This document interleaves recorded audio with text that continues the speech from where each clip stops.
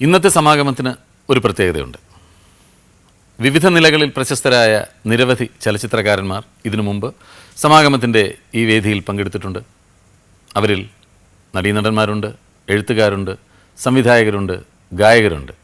എന്നാൽ ഇതെല്ലാം ചേർന്ന ഒരു ബഹുമുഖ പ്രതിഭയാണ് ഇന്നത്തെ നമ്മുടെ അതിഥി. അതെ, all in one, A complete film personality. അങ്ങനെ ഒരേ ഒരാൾ മാത്രമേ മലയാള സിനിമയിലുള്ളൂ. അത് മറ്റാരുമല്ല, നമുക്ക് പ്രിയങ്കരനായ ബാലചന്ദ്രമേനോൻ. ഞാൻ ബഹുമാന പുരസ്സരം നമ്മുടെ ഈ അതിഥിയെ സമാഗമത്തിൻ്റെ വേദിയിലേക്ക് ആനയിക്കട്ടെ.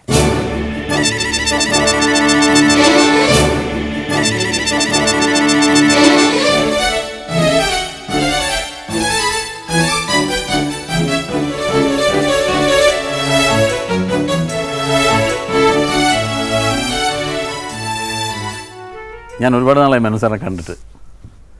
ഞാൻ പിന്നെ ഒന്ന് കാണാനിരിക്കുകയായിരുന്നു. ശരി. ഇതിപ്പോൾ ഈ സമാഗമം എന്ന് പറയുന്ന പരിപാടി ഞങ്ങൾ തുടങ്ങിയിട്ട് 50 എപ്പിസോഡുകളായി.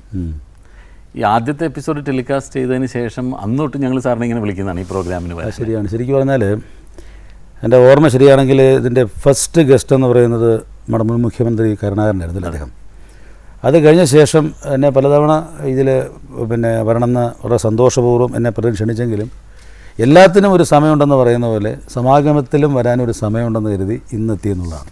സന്തോഷത്തോടു കൂടിയാണ് വന്നതെന്ന് പറയുമ്പോൾ ഞാൻ അതിനേക്കാൾ കൂടുതൽ സന്തോഷിക്കാം. എനിക്കൊരു അപേക്ഷ അങ്ങോട്ടുണ്ട്. എന്താ വെച്ചാൽ അപ്പോൾ എന്നെ ഒന്ന് നിയന്ത്രിക്കണം. അതായത് ഒരു ആനയെ ഒരു പാപ്പാൻ നിയന്ത്രിക്കുന്ന ഒരു ലാഘവത്തിൽ പിടിച്ചില്ലെങ്കിൽ, എൻ്റെ ഭാര്യ എപ്പോഴും പറയുന്നൊരു പരാതി അതാണ്. ഒരു മീറ്റിങ്ങിന് പോകുമ്പോൾ, ഒരു കുടുംബ സംഗമത്തിൽ പോകുമ്പോൾ, ചന്ദ്രേട്ടാ എന്ന് കൂടുതൽ സംസാരിക്കൊന്നും വേണ്ട കേട്ടോ, എന്നിട്ട് പറയാം. ഞാൻ എനിക്ക് വേറെ പണിയില്ല, ഞാൻ സംസാരിക്കും എന്ന് പറഞ്ഞ് ചെല്ലും. പക്ഷേ അവിടെ സിദ്ദിഖിനെ പോലെ 3 ആൾക്കാരെ കാണുമ്പം ഞാൻ കൂട് വിട്ട് പറക്കും. അപ്പോൾ അങ്ങനെ ഉള്ള സമയത്ത് പതുക്കെ ഒന്ന് പിടിച്ച് നിർത്തിയിട്ട് നമ്മുടെ അതിഥികൾക്ക് കൂടുതൽ സമയം സിദ്ദിഖ് കണ്ടെത്തണം. ഞാൻ ഇടയ്ക്ക് കയറി സംസാരിക്കുന്നുള്ള ഉറപ്പാണ്. എന്താണ് അല്ലാത്തതെന്നാണ് എനിക്ക് ആദ്യം ചോദിക്കാനുള്ളത്. കാരണം കഥാകൃത്താണ്, തിരക്കഥാകൃത്താണ്, സംവിധായകനാണ്, നടനാണ്, സംഗീത സംവിധായകനാണ്. എഡിറ്റിംഗ് ചെയ്തോ? എഡിറ്റിംഗ് ഉണ്ട്. ഞാൻ അച്ചുവേട്ടൻ്റെ വീട് സമാധാനങ്ങളൊക്കെ ഞാൻ എഡിറ്റ് ചെയ്തു. പിന്നെ ഇനി ഫോട്ടോഗ്രാഫി മാത്രമേ ഉള്ളൂ. അതേ ഉള്ളൂ. അത് ക്യാമറയുടെ മുമ്പിൽ നിന്നിട്ട് നമുക്ക് ഫോട്ടോഗ്രാഫി എടുക്കാൻ പറ്റുകയില്ല. അതുകൊണ്ട് മാത്രം അതിൻ്റെ എല്ലാവരും ചോദിക്കും എന്തിനാണ് ഇതെല്ലാം കൂടെ. എനിക്ക് അത് ഓരോരുത്തരും അതിനെ കാണുന്ന ഓരോ രീതിയിൽ. ഞാൻ ആലോചിച്ചു എന്നെ പറ്റിയിട്ട്. ഇതൊക്കെ ചെയ്യുന്ന എന്നേക്കാൾ സമർത്ഥരായ ആൾക്കാർ വേറെ ഉണ്ടെന്ന് എനിക്കറിയാം. ഓരോ ജാതകത്തിനും ഓരോ അലൈൻമെൻ്റ് ഉണ്ട്. ഞാൻ മനസ്സിലാക്കിയതാണ്. ഇതെല്ലാം കൂടെ ചെയ്യുമ്പോൾ അതിൻ്റെ അർത്ഥം ഓടുകയാണെന്നാണ്. അപ്പോൾ ആ സിദ്ദിഖിനോട് ചോദിക്കുക, എന്തിനാ സാർ ഇങ്ങനെ ഓടുന്നത്? സിദ്ദിഖ് ചോദിക്കുന്നത്, ഇത് ഓടാതെ മര്യാദയ്ക്ക് നടന്നാൽ പോരെ ഉവ്വ എന്ന രീതിയിലാണെന്ന് വെച്ചോളൂ. എൻ്റെ ഉത്തരവെന്ന് പറയുന്നത് നിൽക്കാൻ നിവൃത്തിയില്ലാത്തതുകൊണ്ടാണ് സിദ്ദിഖ് എന്നുള്ളതാണ്. ആ നിസ്സഹായതയാണ് ആ ഓട്ടത്തിന് പിന്നിലുള്ള. എനിക്കൊക്കെ നടനാവണം എന്നാണ് എൻ്റെ മോഹം. എന്നും നടനായിരിക്കണം, അഭിനയിക്കണം. എനിക്കിനിയും എന്നെ പല വേഷത്തിൽ പല രൂപത്തിൽ ആളുകളെ കാണിക്കണം. ഇതൊക്കെയാണ് എൻ്റെയൊക്കെ ഒരു മോഹം എന്ന് പറയാം. സാറിനെ സംബന്ധിച്ചിടത്തോളം അങ്ങനെ നടനാകണമെന്നായിരുന്നു മോഹം, അതോ ഒരു ഫിലിം മേക്കർ എന്ന്? അയ്യോ, അല്ലല്ല. ഞാൻ എൻ്റെ അമ്മയാണ് സത്യം എന്ന് പറയുന്ന പുസ്തകത്തിൽ പറഞ്ഞിട്ടുണ്ട്, എൻ്റെ ജീവിതത്തിലെ ഏറ്റവും വലിയ ആഗ്രഹം എന്ന് പറയുന്നത് സംവിധായകനാകുക എന്നുള്ളതാണ്. നടനെന്ന് പറയുന്നത് എനിക്ക് കിട്ടിയ ബോണസാണ്. ഞാൻ പ്രതീക്ഷിച്ചതല്ല. അത് ഈ 7ാം ക്ലാസ്സിൽ പഠിക്കുന്ന സമയത്ത് ഞങ്ങളുടെ സ്കൂളിലൊരു നാടകമുണ്ട്, ഭീഷ്മർ. മലയാള പാഠപുസ്തകത്തിൽ ഭീഷ്മറായിട്ട് എന്നെ പിടിച്ചിട്ടു. ആ ഭീഷ്മറെ കണ്ടു കഴിഞ്ഞാൽ ദാരിദ്ര്യം മൂത്ത് നിൽക്കുന്ന ഒരു രാജ്യത്ത് വന്ന ഭീഷ്മരാണ് അന്ന് തോന്നും. വണ്ണമൊന്നുമില്ല, വാരിയലൊക്കെ തെളിഞ്ഞ കണ്ണ് മാത്രമുണ്ട്. പക്ഷെ എന്നെ തന്നെ സെലക്ട് ചെയ്തു. കിരീടമൊക്കെ വെച്ച് വൈകല്യങ്ങളൊക്കെ മറച്ചു വെച്ചപ്പോൾ ഒരുമാതിരി ഒരു ഭീഷ്മരുടെ ലുക്കും ഉണ്ട്. അപ്പോൾ അവിടുത്തെ അധ്യാപകനാണ് സംവിധായകൻ. അപ്പോൾ ഇദ്ദേഹം വന്ന് എന്നോട് പലതും പറയുമ്പം ഞാൻ ഇൻട്രപ്റ്റ് ചെയ്യും. ഞാൻ നേരത്തെ പറഞ്ഞത് നിയന്ത്രിക്കണമെന്ന്. അതെങ്ങനെ സാർ ശരിയാവുന്നേ? അതെന്തിനാ അങ്ങനെ ചെയ്യേണ്ട ആവശ്യം? ഇങ്ങനെ ചെയ്താൽ പോരെ? ഒരു ഘട്ടത്തിൽ അദ്ദേഹം ഈ ഇറിറ്റേറ്റഡേ,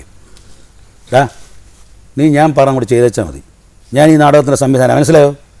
അപ്പം സ്ട്രൈക്ക് ചെയ്തു. സംവിധായകനാണ്. ഇപ്പം സംവിധായകന് മാത്രമേ അയാൾ ആഗ്രഹിക്കുന്ന അതുപോലെ പ്രകടിപ്പിക്കാൻ പറ്റുമെന്ന് തീരുമാനിച്ചപ്പോൾ 13 വയസ്സ് കാണാം. അന്ന് ഞാൻ തീരുമാനിച്ചു സംവിധാനമാണ്. ഞാൻ നടനാകുമെന്നുള്ള സംഗതി ചിന്തിച്ചിട്ട് പോലും. കാരണം എൻ്റെ വീട്ടിലെ എൻ്റെ അമ്മാവൻ്റെ പെമ്മക്കൾ കളിയാക്കുമായിരുന്നു തന്നെ. ഈ സിനിമ പോകണം, ആദ്യം കണ്ണാടി എടുത്ത് നോക്കും മുഖത്ത്. ഇത് കുറേ തവണ പറയുമ്പോൾ നമ്മൾ കൺവിൻസ്ഡ് ആവും. അല്ലെങ്കിൽ അഭിനയം അല്ലെങ്കിൽ ഈ സിനിമ എന്ന് പറയേണ്ട ഒരു തുടക്കം അതാണ്, സ്കൂളാണല്ലേ. നമുക്ക് ആ സ്കൂളിൻ്റെ കുറച്ച് ക്ലിപ്പിംഗ്സ് കാണാം. അപ്പോൾ സാറിന് കുറച്ചുകൂടെ അതിൻ്റെ ഓർമ്മകൾ വയ്ക്കാൻ പറ്റും.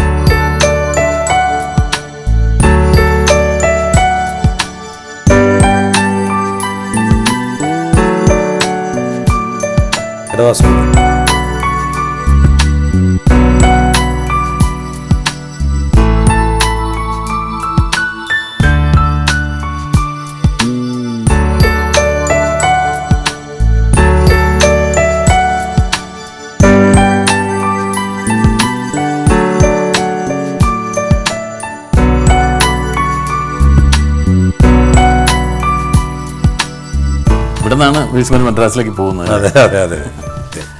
അല്ല, പിന്നീട് ആദ്യം സാറിന് ഞാനൊക്കെ ഈ ബാലചന്ദ്ര മേനോൻ എന്ന് പറഞ്ഞ പേര് വായിക്കുന്നത് നാന എന്ന് പറയുന്ന വീക്കിലാണ്. അതെ, അത് നടന്മാരുടെ കൂട്ടത്തിൽ നടന്മാരെക്കാൾ സുന്ദരനായ ഒരു റിപ്പോർട്ടർ ഇരിക്കുന്ന കാണാം.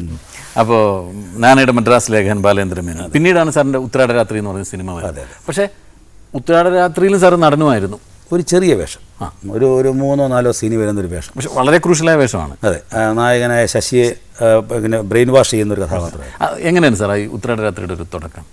എൻ്റെ സിദ്ധിക്ക് അതൊക്കെ പറഞ്ഞാൽ നമുക്ക് എത്ര സമാഗമം കഴിഞ്ഞാൽ തീരുമെന്ന് അറിഞ്ഞു. എനിക്കൊന്ന് എഴുതണമെന്നുണ്ട്. അതായത് സിനിമയിൽ സംവിധായകനാകണമെന്ന് തീരുമാനിച്ച് ജീവിതത്തിൽ എല്ലാ സൗഭാഗ്യങ്ങളെയും കൈകൊണ്ട് മാറ്റിയിട്ട് അച്ഛൻ്റെ അമ്മയുടെ ഒറ്റപുത്രനായ ഞാൻ അങ്ങ് രംഗത്തിറങ്ങുക. അപ്പോൾ ഈ പറഞ്ഞ കണക്ക് അതിന് മുമ്പ് ഒരുപാട് അവസരങ്ങൾ വന്നു. മെഡിക്കൽ കോളേജ് അഡ്മിഷൻ കിട്ടി, അതിന് പോകുന്നില്ല. ജേർണലിസം ഞാൻ പഠിച്ച് പാസ്സായപ്പോൾ എനിക്ക് അന്ന് തന്നെ ടൈംസ് ഓഫ് ഇന്ത്യ ജോലി കിട്ടി, അതിന് പോയില്ല. പിന്നീടാണ് ഞാൻ ഈ നാന എന്ന് പറയുന്ന വാരികയുടെ പ്രതിനിധിയായിട്ട് മദ്രാസിൽ. അങ്ങനെ പോകുന്ന സമയത്ത് വീട്ടിലുണ്ടാകാവുന്ന സ്ട്രെയിൻ, എൻ്റെ അച്ഛൻ്റെ ഏക ആഗ്രഹം ഞാൻ IAS ആണെന്നാണ്. അതിനുവേണ്ടി തന്ന കാശ് എടുത്തിട്ട് വേണ്ടത്ത് വർമ്മ ഇവിടുത്തെ ഒരു കോച്ചിങ് സെൻ്റർ ഉണ്ട്, അവിടെ ഒന്ന് താമസിച്ചിട്ട് ആ കാശ് ഇൻവെസ്റ്റ് ചെയ്ത് അന്ന് പ്രൊഫഷണൽ നാടുണ്ടാക്കിയാണ്. ശരി. അപ്പോൾ അങ്ങനെ എന്തുകൊണ്ടും അച്ഛൻ്റെ നോട്ടത്തിൽ ഇവൻ നന്നാകാൻ തീരുമാനിച്ചിട്ടില്ലല്ലോ എന്നുള്ള രീതിയിൽ എൻ്റെ അച്ഛനുമായിട്ട് പോലും ഏതാണ്ട് 1.5-2 വർഷം ഒരു വീട്ടിൽ താമസിച്ച് ഞാൻ മിണ്ടാതെ കഴിഞ്ഞിട്ടുണ്ട്. കാരണം അച്ഛൻ്റെ ആഗ്രഹങ്ങൾക്കൊത്ത് ഞാൻ വന്നില്ല എന്നുള്ള അച്ഛൻ്റെ, അത് ഏതച്ഛനും. ഇപ്പോൾ എനിക്കിന്നൊരു മകനുണ്ട്, അച്ഛനെന്ന് ചെയ്ത് തെറ്റാന്ന് ഞാൻ പറയുന്നില്ല. പക്ഷേ എൻ്റെ ഉള്ളിൽ എനിക്കൊരു വിശ്വാസം, ഞാനിതാകും. റിസ്ക്കിലില്ല, ഭാര്യയില്ല, കുട്ടികളില്ല, കടപ്പാടുകളില്ല. ആകുമെങ്കിൽ ഇതാകും, അല്ലെങ്കിൽ വേണ്ട എന്ന് കരുതിയിരുന്നപ്പോഴാണ് നാനയിൽ പ്രവർത്തിച്ച് മദ്രാസിൽ ചെന്ന് സിനിമാക്കാരെയായി കാണാം. ഫിലിം ഇൻസ്റ്റിറ്റ്യൂട്ടിൽ പോകണമെന്നായിരുന്നു ആഗ്രഹം. പക്ഷേ അച്ഛനുമായിട്ടുള്ള ഈ മാനസികമായിട്ടുള്ളൊരു അകൽച്ച വന്നപ്പം അച്ഛനെ ആശ്രയിച്ചിട്ട് ഞാൻ ഇൻസ്റ്റിറ്റ്യൂട്ടിൽ പോകുന്നില്ല, വേറെ വഴിയുണ്ടോ എന്ന് നോക്കാം. അങ്ങനെ നാനയിൽ ചെന്ന് ജോലി വാങ്ങിച്ച് അന്നത്തെ എൻ്റെ ശമ്പളം മാസം 250 രൂപയാണ്. കോടമ്പാക്കത്ത് ഒരു കുടയും കുത്തി, പണ്ട് പ്രേംനസീർക്ക് സിനിമ വരത്തില്ല, ഒരു കുറിയൊക്കെ ആയിട്ട് ചെന്ന് ലാൻഡ് ചെയ്ത് അവിടെ ഒരു ഹോട്ടലുണ്ടെന്ന് മെജസ്റ്റിക് എന്ന് പറഞ്ഞു. അവിടെ പെട്ട് ആദ്യത്തെ ചായ കുടിക്കുക, കുടയൊക്കെ വെച്ചിട്ട് ഞാനൊരു ചായ ഓർഡർ. നല്ലൊരു വെളുത്ത പയ്യൻ, അവനെ കാണാനൊരു ചന്തമുണ്ട്, അവൻ്റെ മോറിനൊരു ചന്തം ഉള്ളതുകൊണ്ട് എൻ്റെ അത് പ്രതീക്ഷ ചെല്ലുക, സിനിമ കീഴടക്കുക, കഴിഞ്ഞ് പോരുക എന്നുള്ളതാണ്. അവൻ പറഞ്ഞു ചായ കൊണ്ട് വെച്ച് കഴിഞ്ഞാൽ പറഞ്ഞു, എന്താ എൻ്റെ പേര് പറഞ്ഞു. സാറെന്താ? ഞാനിവിടെ ഈ നാനാ നേരിട്ടുണ്ടോ? ഉണ്ട്, അതിൻ്റെ ഇവിടുത്തെ മദ്രാസിലെ ലേഖനുണ്ടെന്നിരിക്കുക. നീ ഹോട്ടലിലേക്ക്? അല്ലല്ല, എന്ത് അഭിനയിക്കാൻ വന്നാ?